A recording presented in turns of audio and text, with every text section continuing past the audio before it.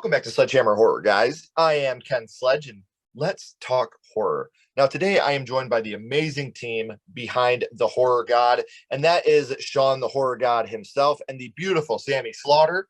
How you guys doing tonight? We're good. Pretty good, celebrating past New Year's, so, going in 2023 with high hopes. Heck yeah. Yes, sir.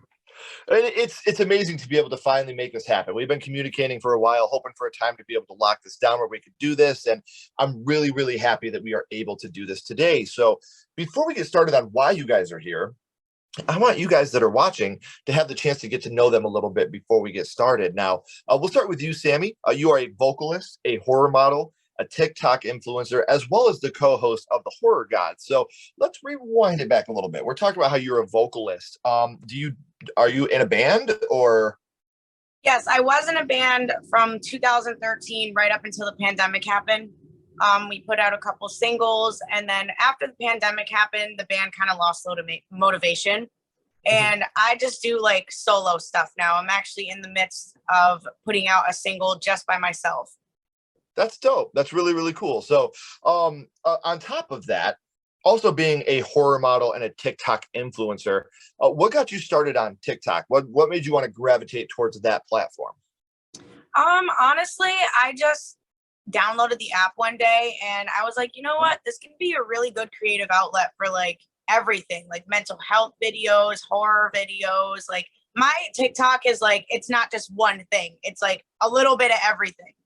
Sure. So it's a good creative outlet for me.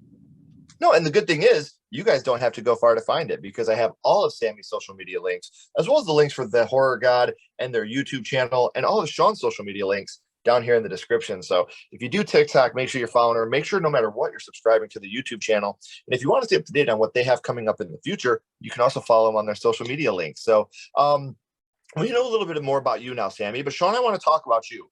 You started the Horror God, and then obviously you and Sammie do this together. Was this something you guys have done together since the start, or did Sammie come in a little bit later as your co-host? Well, I started the Horror God YouTube channel back in 2016. At this time, I always wanted to do a YouTube thing because like it helps me for my anxiety and everything. And at the time, I didn't have the proper support system. Back then, I was with a toxic ex, so she didn't really help me with my channel. I was doing everything with the phone, and it was not working that well.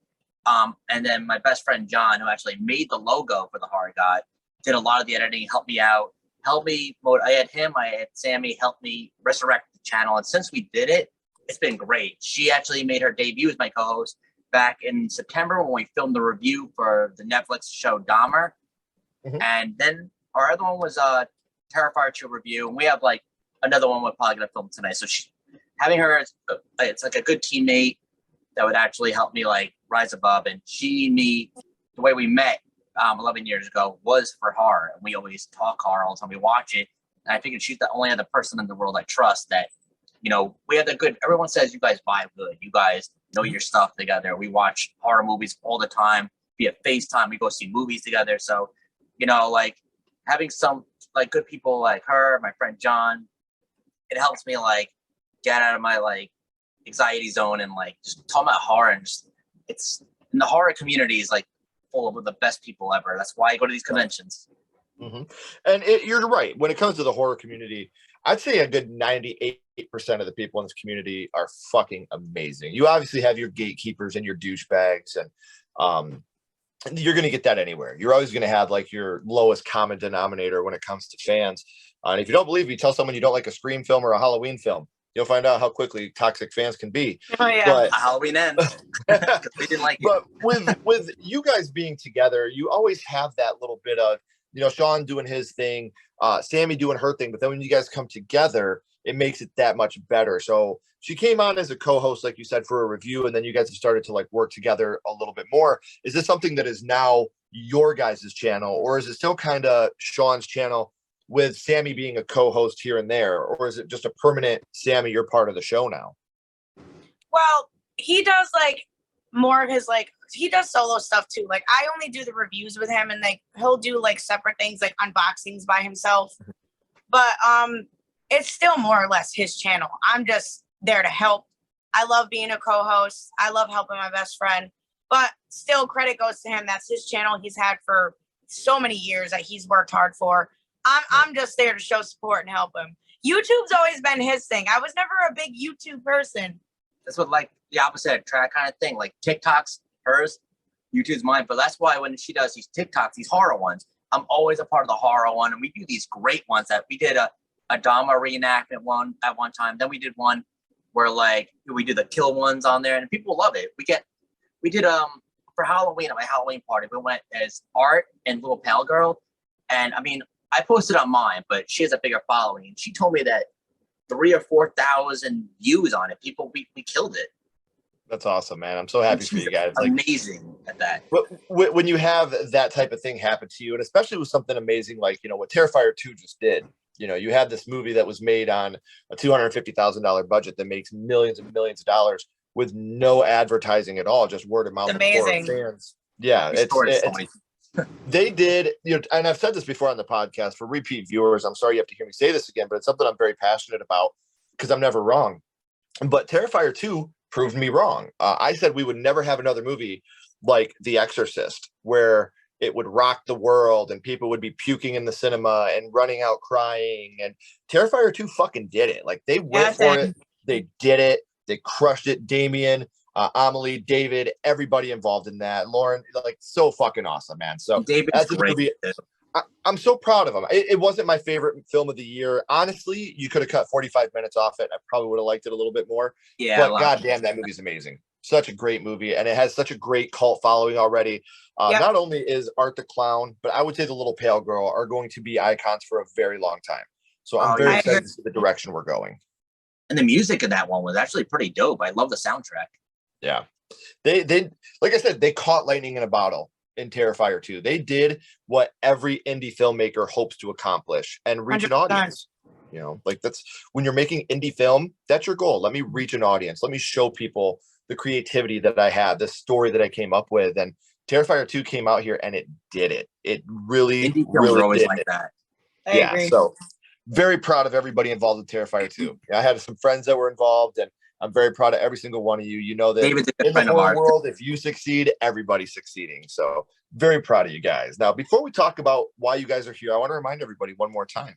I have their social media links down here in the description, as well as their TikTok links, as well as their YouTube links. So make sure you're following them, subscribing, doing whatever the hell you got to do. All the little clicky buttons down here, just click them and do it. So now, in order for you guys to be horror TikTok influencers, horror movie reviewers, having a horror channel, horror had to start for you somewhere. So now I'd like to go back to the past and talk about how horror started for you, your first horror movie. And Sammie, I'll start with you. Your first horror movie was? The Exorcist. Oh boy, what a way to start your horror life. 5 years old. Yeah. Oh boy. It's funny because, again, I've said this before. I grew up in a video store. My mom and dad owned a little mom and pop video store, and you know, horror movies was my life, and Nintendo cartridges. Like I fucking loved Nintendo as a kid. But The Exorcist is the only movie my mom ever shut off. She was like, "Nope, we're not doing this." We got to the crucifix scene, and she was like, "No, absolutely not." And I was like, "Why?" She's stabbing herself. My mom was like, "Oh, good thing you're a stupid idiot, because that's not at all what's happening here." So. This was in the director's cut. Yeah, we will touch more on The Exorcist, but we know, Sammie, you started with The Exorcist. Sean, your first horror movie was? Pet Sematary. Same age. You know what they say? The second one, though. Go figure. Sometimes dead is better, man. I mean, yeah. You know what was for me? Zelda. Oh, man. I've talked about this a lot, and she's one of the unsung heroes of that movie. And we'll get into that more here in a little bit. But do you remember, Sean, who you were with when you watched Pet Sematary for the first time? Yeah. At that time, my dad and my aunt, both of them got me into horror movies. Like my aunt used to go to the video store by my house and we would turn the lights off and watch Scream and stuff. But my dad, he actually it would be on cable or on HBO, or he would have the movie and he's like, watch this movie. And I remember as a kid, I used to be freaked out. We always had cats. We still do. And I'd be freaked out. Like if my cat died, if it's going to come back and come after me or something like that. It was, right. I mean, actually, she actually named her cat based on. Yeah, my cat's name's Church. That's hilarious. Mine's name is Binks. So horror movies all around. Yeah, and I will love it. die on the hill that Hocus Pocus is a horror movie. Fight me if you want. I think so. Yeah, Great you got movie. witches trying to eat kids. Seriously. Yeah, About it's for a that. Disney movie too. So we talk a little bit about, Pet Sematary and how that movie affected you at a young age, Sean.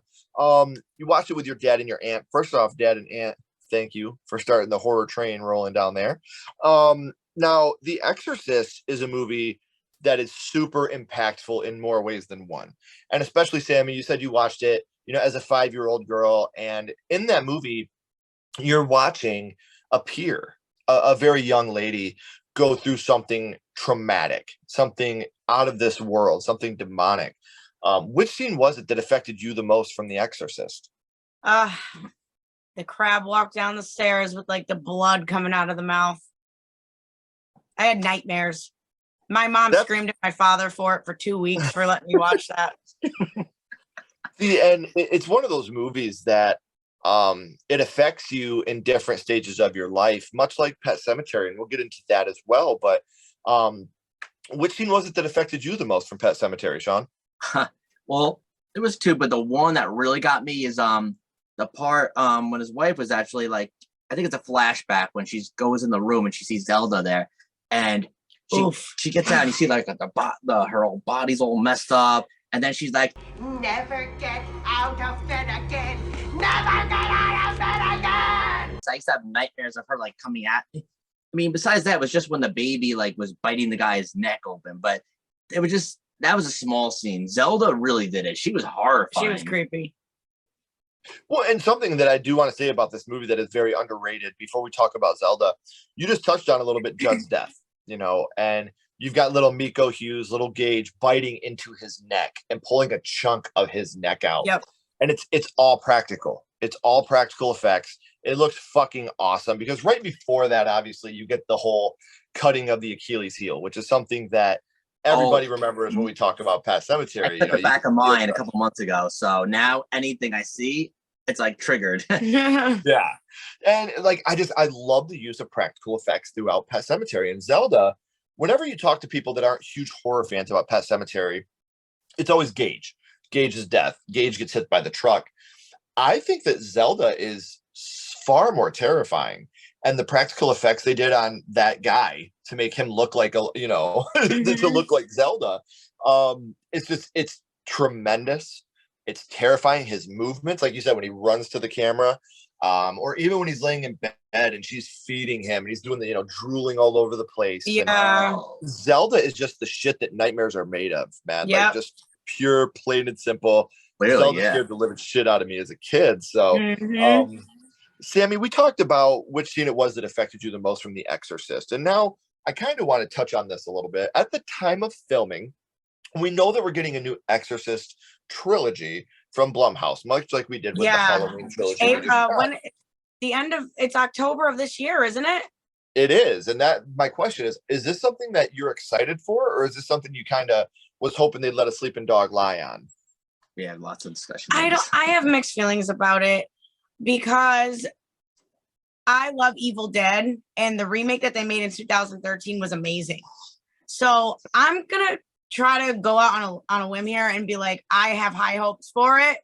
Watch it and see what happens. And if it bombs completely, I'm gonna be like, nobody better touch classics ever again. This was the last straw. Like leave it alone. See, and and this is just my personal opinion. First off, Evil Dead 2013 is hands down, bar none, beyond the shadow of a doubt, the best remake of all time. And I think so I too. put it up there above The Thing, above The Fly, above, The Blob. The Evil Dead remake is that fucking good. And it's so very smart. It's not a bunch of kids going to party in the woods. They're trying to get her off dope. Like, it's such a fucking great. It's awesome. Oh, it's so good. But when we talk about remakes, and even the worst possible remake you can think of, I'm looking at you, April Fool's Day.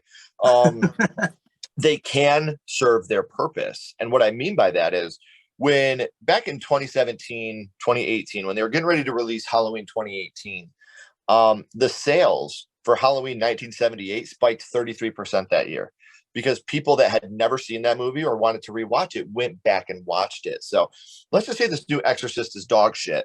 maybe people that had never seen the OG Exorcist are going to go back and watch it and see it for the True. first time. Because me personally, and I'll get there in a second, but I just want to say that I think that even the worst possible remake can serve its purpose. And even if the remake sucks, it doesn't change the first one. It's not like I have to throw Right. every copy of the first one away. So if you Exactly. want to remake a film, do it like you did with Evil Dead 2013. And this is me talking to everybody out there. If you want to know how to make a remake, watch Evil Dead 2013. Watch Child's Play 2019. That may be a hot take. So What I love about Child's Play 2019 is they took the idea of the original movie, but they made it their own. I've already seen the original. I don't got to watch a scene for scene remake. I've already seen it. Right. Take that original. I don't need to see Charles Lee Ray again. Brad Dourif, he's Charles Lee Ray. I don't need to see that again. Mark Hamill's great, but I don't have to see the Ade, Dewey, Dembele. That's already been done. It's already been done perfect. Don't do it again. Give me that idea and make it your own. And I love Child's Play 2019. Yeah, the doll looks like a fucking idiot, but that movie is graphic. It's gory. It's smart. It's almost a take on like an abusive relationship, like a possessive, abusive relationship. And I love the direction they went with it. It wasn't, hey, I need to get in your body so I can become a human again. It's, hey, I've imprinted on you. I'm going to protect you at all costs. No one's ever going to hurt you again. Like, I love it. I love Child's Play 2019. So now, when we talk about remakes, When a Stranger Calls had to be the worst remake I've ever seen. It was like no blood, nothing. Have you seen the April Fool's Day remake? I wanted to, but just the pictures of it and the trailer looked. It was a joke. I'm telling you right now, me and Ashley did a Versus episode where we talked about the original and the remake, and we did April Fool's Day for April last year.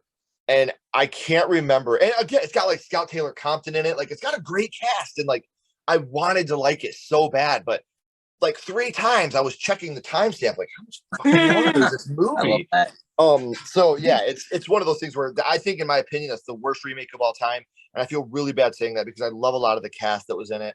I love how they did what I was just talking about. They took the original idea and they made it their own.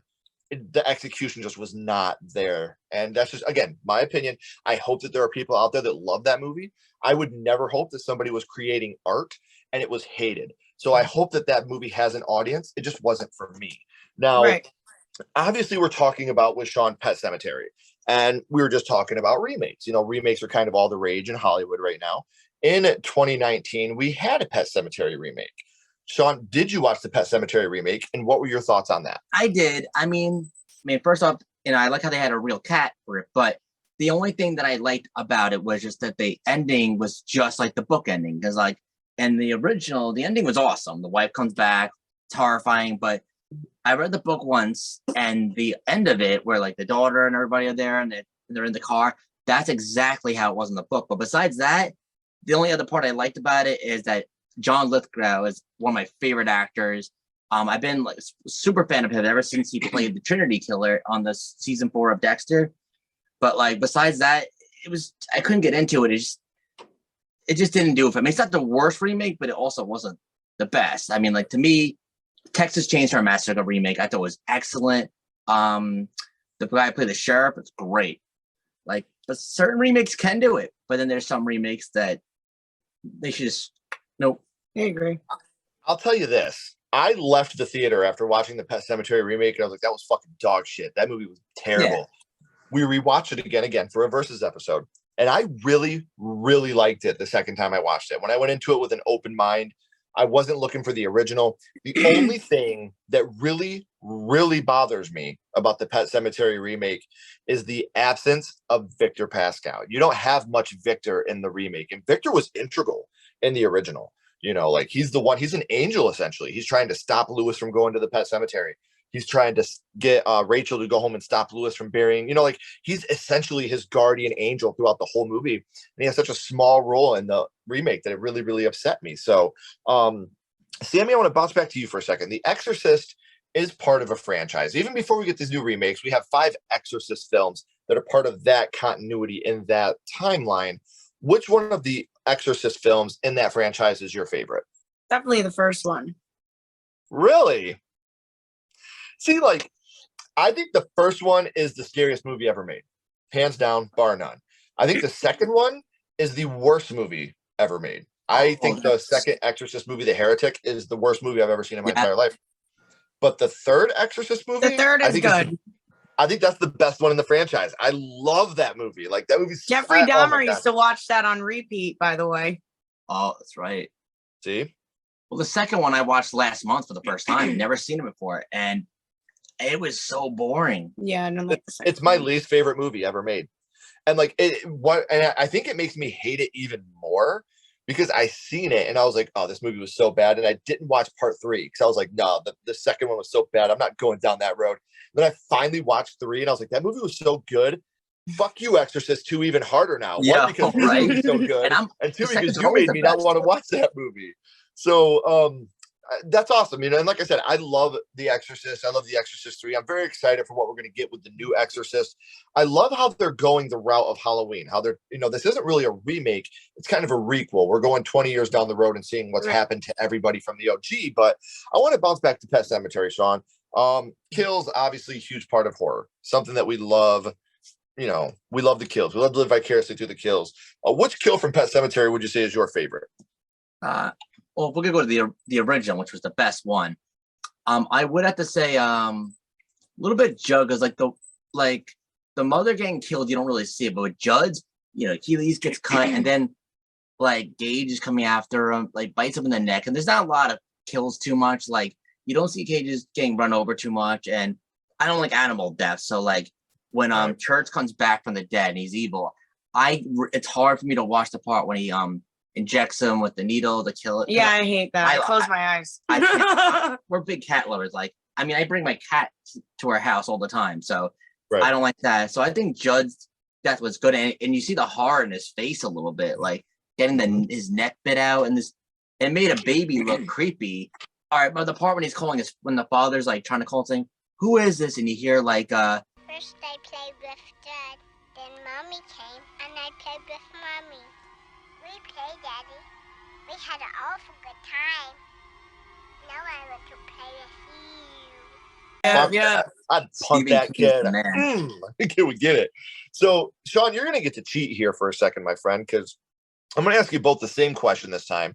And Sammie, you're going to get it first because I just asked Sean. So you're not going to get to cheat, and Sean, you are. So we talk about The Exorcist. We talk about Pet Sematary and what these movies mean to you guys. But now my buddy Ghostface is here. And Sammie, he has a question for you first. What's your favorite scary movie, Sammie? What is your favorite horror movie of all time? I would have to say probably it's close. There's a couple, but if I had to pick like one, a lot of people probably don't even know what it is. It's probably going to be a Serbian film. See, like it's amazing how, you know, obviously you have your mainstream movies that you love, you have your B movies that you love, but it's all these things that make us who we are as people, you know, like, and that's what I love. I love the fact when I have a horror movie that I love so much and people haven't seen it, and I'm like, ooh, I get to show you this for the first time. Like, I love being able to do that with people. So what about you, Sean? What's your favorite scary movie, Sean? What is your favorite horror movie? All right, I'm not sure if it is hard because I have lots of them. Like close second would always be to me Monster Squad because I love the way that movie was. But to me, my favorite one of all time is Clockwork Orange. That's horror. Because I know Totally horror. It's like a psychological horror. Mm-hmm. See, we just had this argument about What Lies Beneath, the movie with Harrison Ford and Michelle Pfeiffer. I'm like, that's a total fucking horror movie. What are you talking about, man? Like, how are you even going to argue this? Like, it's a total fucking horror flick. And I feel the same way about Clockwork Orange. Like, that movie fucked me up more than a lot of other movies did. Yeah. You know, so that's it. Well, horror is so subjective. Like, it's so hard. Like, what makes a movie a comedy? Well, I gotta laugh. What makes a movie an action? I need blood pumping, running, and blood explosions. What makes a horror movie? I don't fucking know. You know, death. The Lion King has death. Jump scares. Yeah. Fucking Pee-wee's Big Adventure, Large Marge is the best jump scare of all time. Oh, that's yeah, not a horror movie. And everything. Yes. So I mean, like, it's so hard to lock down. Like, what makes a movie a horror movie? Well, it has to scare you. I don't know. The Day After Tomorrow scared me, and I don't really consider that a horror movie. A movie that fucked me up as a kid, like almost ruined my life as a kid, was The Truman Show with Jim Carrey. after watching that movie, I felt like that was me. Like everybody in the world was watching me, and I was in this little bubble, and I couldn't get out, and I was the star of everybody's life, and everybody around me was just actors. That movie fucking ruined me. I can't watch that movie to this day. Even thinking of that movie gives me terrible anxiety. It's not a horror movie at all. So horror to me is so subjective, and it's what you make it. What's horror to me may not be horror to you. So that's what I love about this. Now, before I let you guys go, I've had an amazing time getting to know you two, and I would love to do this again at some point. But what we're going to do now is we're going to bounce back to your first horror movies. And I'm going to start with you this time, Sean.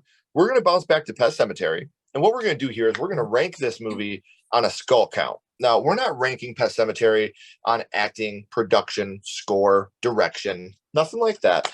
What we're doing here, Sean, is strictly ranking this movie on how much it affected you on your first viewing. So 0 skulls being not effective, 5 being extremely effective. You can use half and quarter skulls anywhere in the middle. Sean, what would your ranking of Pet Sematary be? First off, I love the fact that we both have that in common. We both do that in our reviews, the skulls. So rock on that. Yeah. I would say I want to give it 8.5 skulls because did have a good Well, he was story. only going to 5. Damn. Oh, 5. Oh, my bad. Okay, then I'll say 5 being the worst. 5 being 5 No, being 0 being not effective and 5 being the most. Yeah, 5 being the most scared you've ever been. 0 being like you're watching Peter Pan or some shit. I don't know. I would say 3.5 skulls because I have seen way scarier Stephen King movies and other horror movies, but like the deaths and like the Zelda parts were the most horrifying part. Besides that, it was more like this nice little family film until like the deaths. But you know, Zelda was just a horrifying part. That was mostly it. I can honestly say I've never heard anybody say Pet Sematary is a nice little family film. I chuckled. Yeah, because like you see most of It's them a nice playing, little family film Yeah. where we see the kid get hit by a semi and the daughter crying every fucking time you all the see her on juicy stuff screen. happens near the end. Near the end No, of I the get movie, what that's you're when all saying, the man. good I'm just stuff. busting your balls. So what about you, Sammy? 0 skulls being not effective, 5 extremely effective. How would you rank The Exorcist? 5. If I had to rate it when I was Yeah. 5 years old, definitely 5. That movie terrified me where I had nightmares. Let's tell Now, the trauma. I mean 0. But back Yeah. when I was 5 and I saw it, 100% 5 skulls. See, it's so funny you say that because it scared me as a kid. Obviously, my mom shut it off, so I had the stigma around it. I'm going to say now, The Exorcist, as a 37-year-old man, The Exorcist scares me more now than it did as a little boy. And I'm going to tell you why. Really? I'm going to tell you why. As a little boy watching this movie, my thought was, oh, that little girl's a demon. Burn the house down. Who gives a fuck? Get the fuck out of there. Yeah. No one gives a shit. Fuck that girl. She peed on herself. I watched her. Guys, she Yo, peed. that's right. I get in trouble for that, and she's peeing on herself. And you guys are scared? No, fuck that. Burn the house down. I'm the father of 2 little girls now.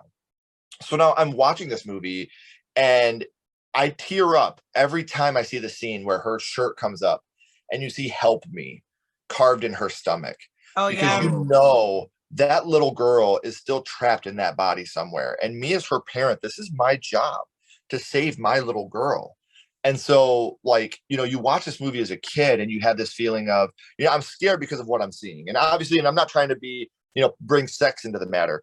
But Sammy, you as a young lady, it might have scared you a little more than it did me as a young man because you're watching your peer on screen as a, you know, Right. watching Reagan as a young lady.